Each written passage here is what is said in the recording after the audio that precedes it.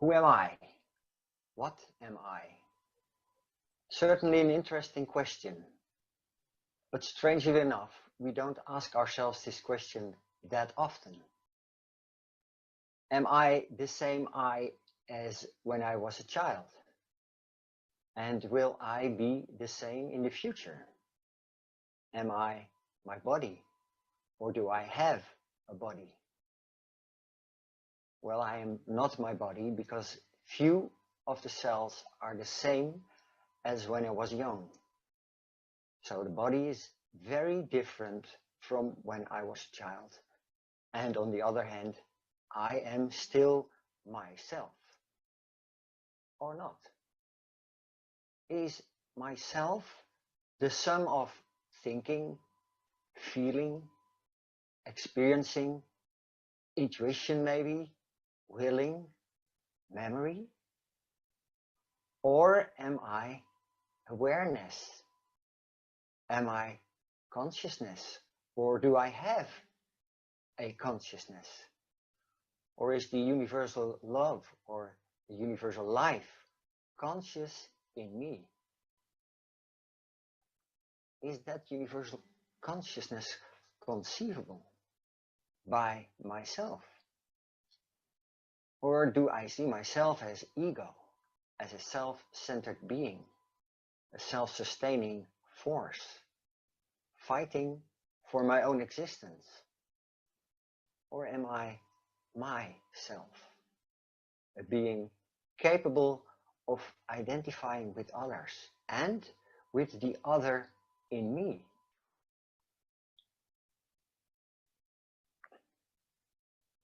An inscription on the temple of Apollo at Delphi reads, "Know thyself." We could say that self-knowledge is an important starting point for the inner process of self-initiation. For this presentation, we would like to introduce the idea of the two selves.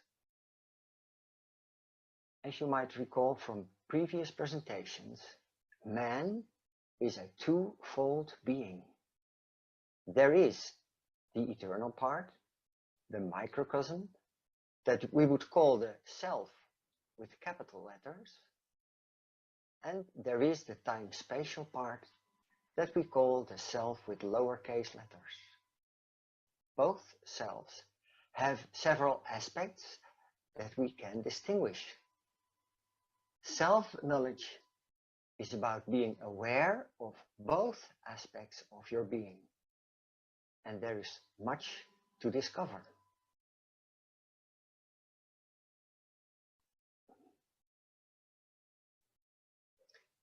Here we see a schematic representation of what we want to discuss today. To start with the self in lowercase letters, the time-spatial part of man. This self can be divided in two aspects. The higher self, sometimes referred to as auric being, and we will talk about this later, and the lower self, sometimes referred to as personality being. And we want to emphasize here again that the higher self mentioned here is certainly not the same as the self with capital letters, the microcosmic self.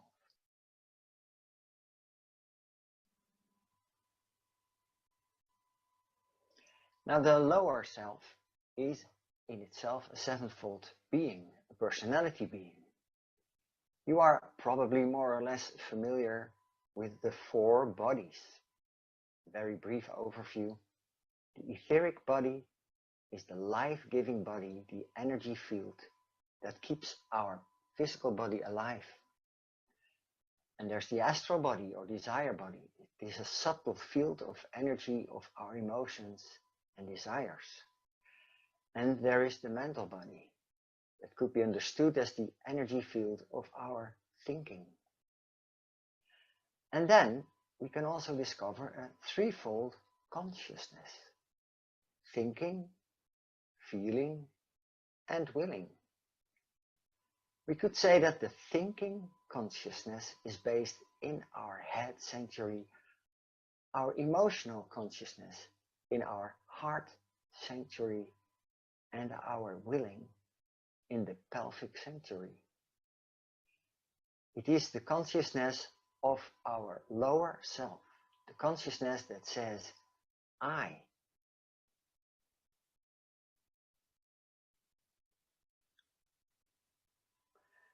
Now there is a connection between the mortal personality self and the immortal microcosmic self, with the capital letters.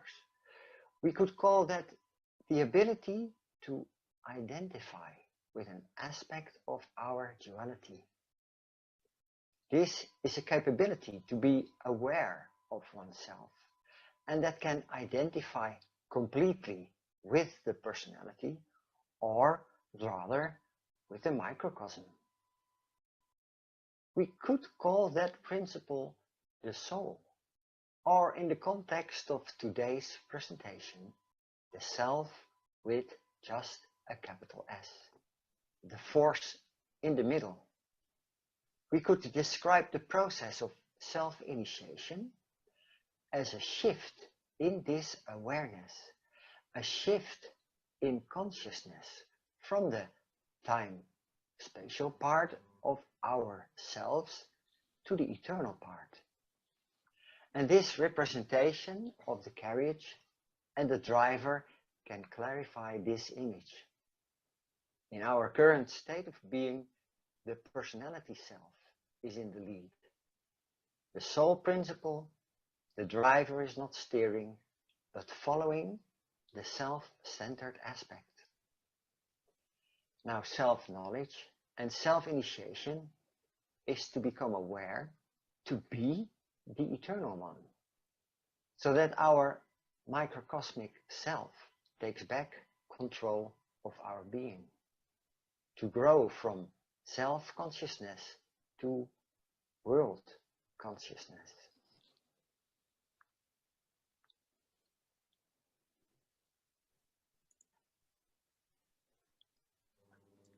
So going back to what Bart presented as the ego, what we call the ego, the self-focus or self-maintenance, a status quo maintenance.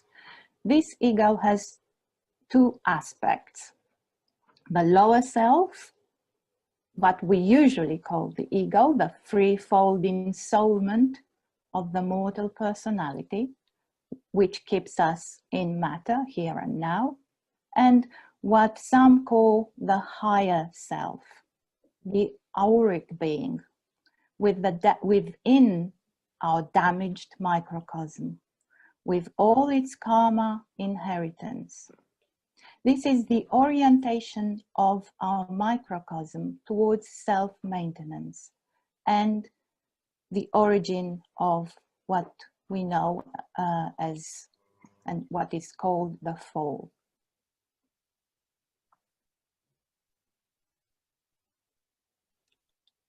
The lower self, the ego, the lower ego, is trying to control life through the self-continuation and finds meaning through examining the physical world outside and the inside of our own being, looking at our mortal personality as source of knowledge and understanding.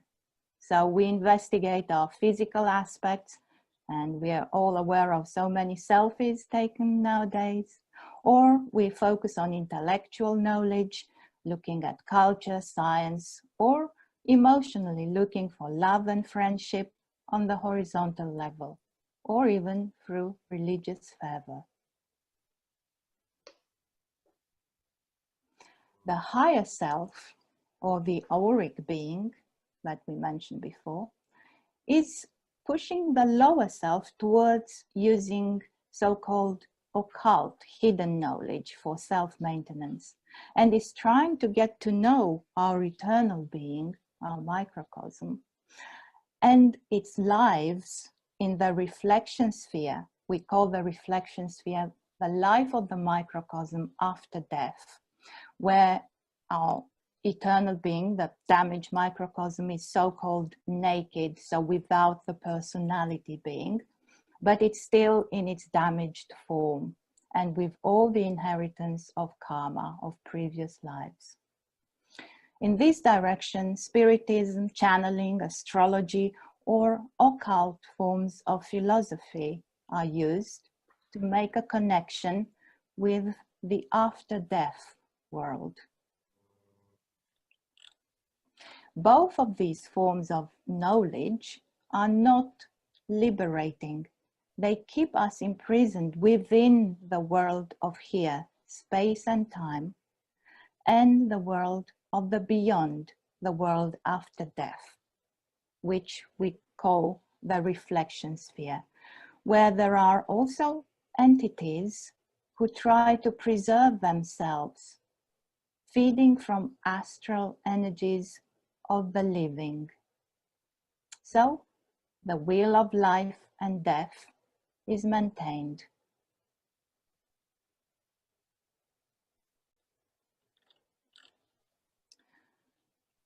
So back to who am I? Who is the knower? What kind of knowledge are we speaking about today?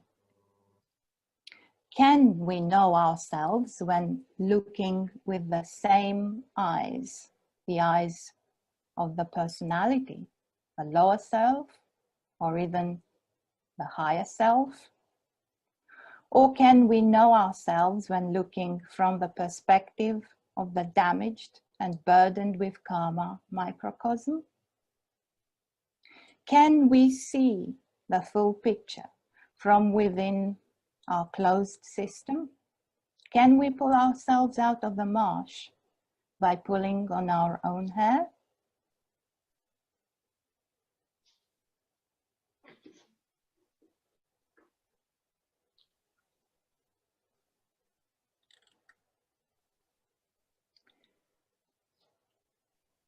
The universal teachings speak about the only point of connection to the divine light, what we call the spirit spark. And after going through many lives, many incarnations and experiences, the state of our auric being, the higher self, allows for a new personality incarnated and linked to it to seek a true meaning of life and finally realize and open to the existence of this divine spark inside, and so focus our attention on it. The light can now ignite a pre-remembrance, so a process may begin to unfold, dependent on the degree of focus and effort.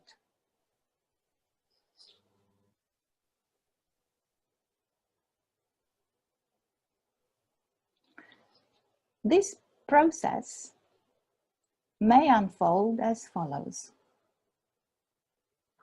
This insight into the futility of life inside the pit opens us to the touch of the light, leading to a yearning, a new desire, a yearning for liberation.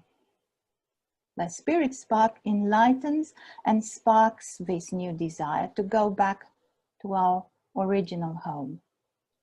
The observer is thus awakened. This observer is the awakened part of our being who uses the light to focus its attention and investigate the self, thus gaining more insight and opening the possibility of what we call self-surrender, the surrender of the ego, of the I, of the personality to this process. And a purification of our vehicles will ensue and enable a transformation of our way of life. a new way of life will begin that will give more insight and thus propagate a spiral of transformation, which can lead finally to transfiguration and liberation. It is, we could call it maybe like a process of positive feedback and intensification, like in a three-dimension spiral.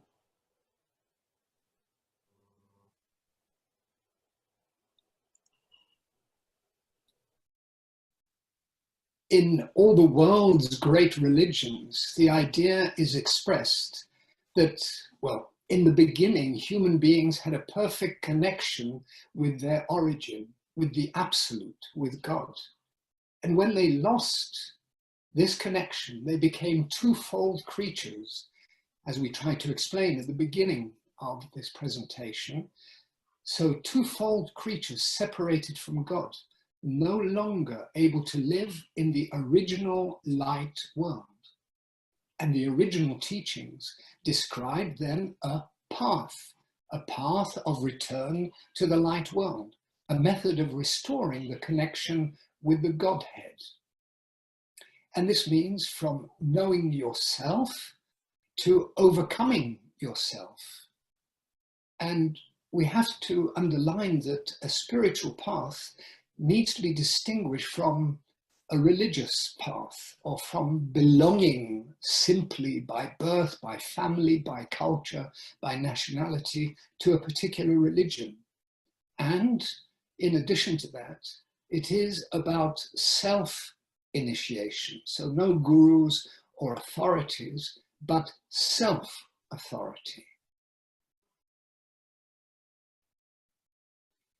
And what about the Golden Rosy Cross? And here we would like to read to you an extract from the Elementary Philosophy of the Modern Rosy Cross by Jan van Rijkenborg, one of the founders of the modern school of initiation.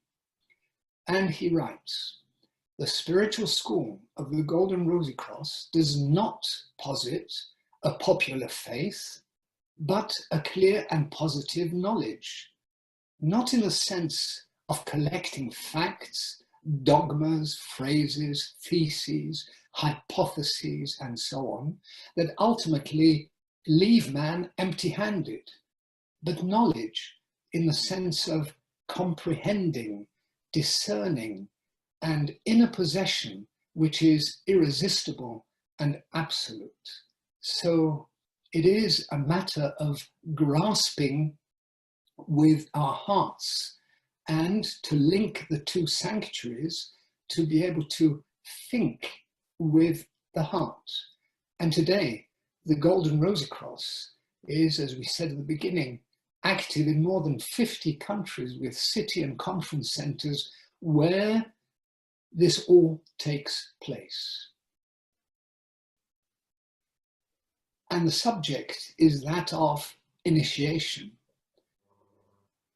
And on the left, you see a phrase which I would change to say, if you do not die before you die, you will die when you die.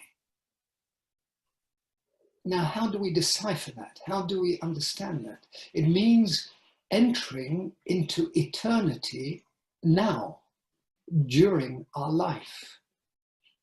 And as we've tried to explain also, it is the feeling and perceiving the other one, this force of the spirit spark which is in us.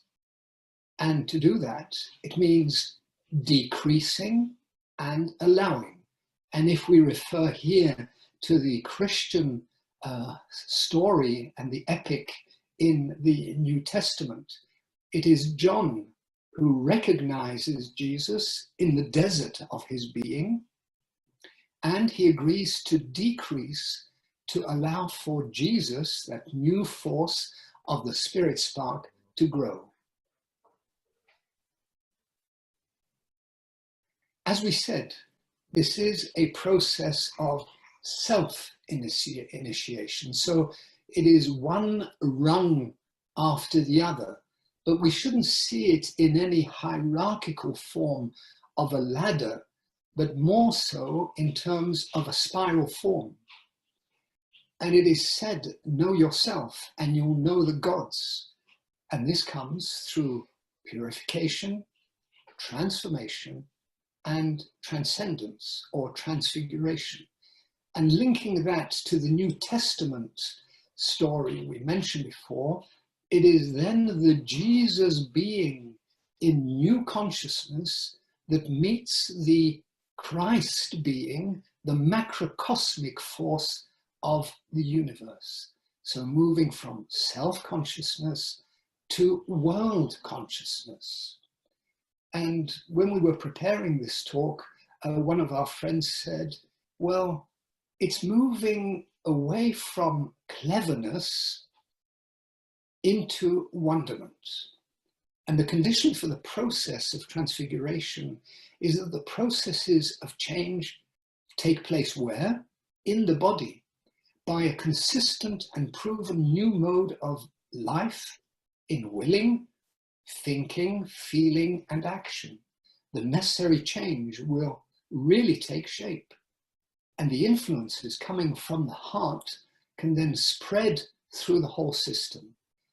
And this is why the Golden Rosy Cross emphasizes the fact that the path of transfiguration can only begin here in the now, on this side of the veil of death.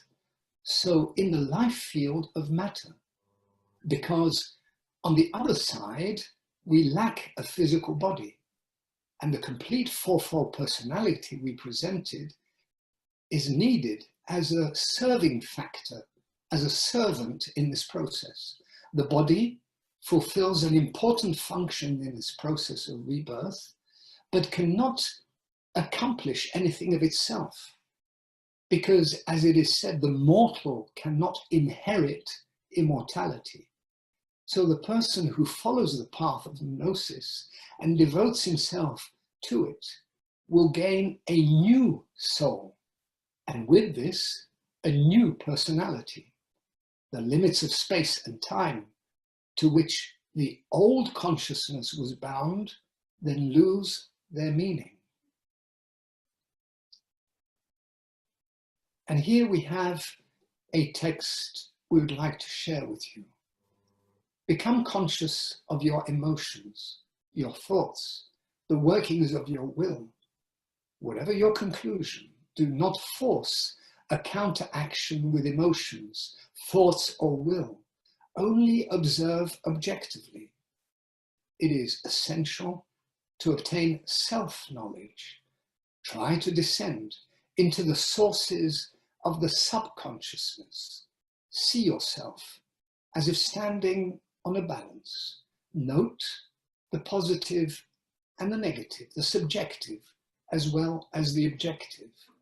Let the truth breathe through you and be still in great peace.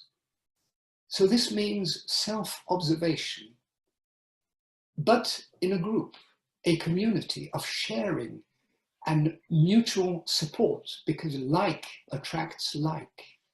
It is to discover the truth in oneself. And in one of the books of Jan van Reichenborg, the De Gloria Intacta, he describes the results of this mode of life. If the pupil is only able to maintain the neutralization of his desires long enough, so rejecting all metaphysical and philosophical speculations, the freedom of his thinking faculty will be gradually restored, although still within the confines of structural bondage. The thinking faculty is set free from the chaos of inclinations, education, and blood. It is now up to the pupil to courageously fight the inclination and blood instincts ever trying to draw him back into his old life.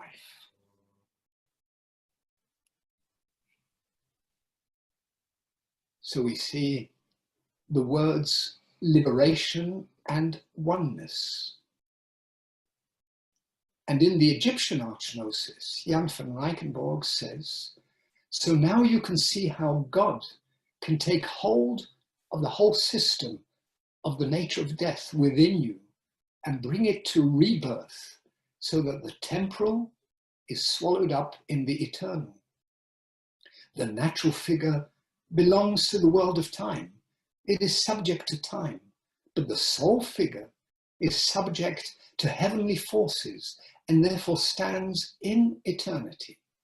So time is dissolved in eternity and death is overcome through the manifestation of the new soul body.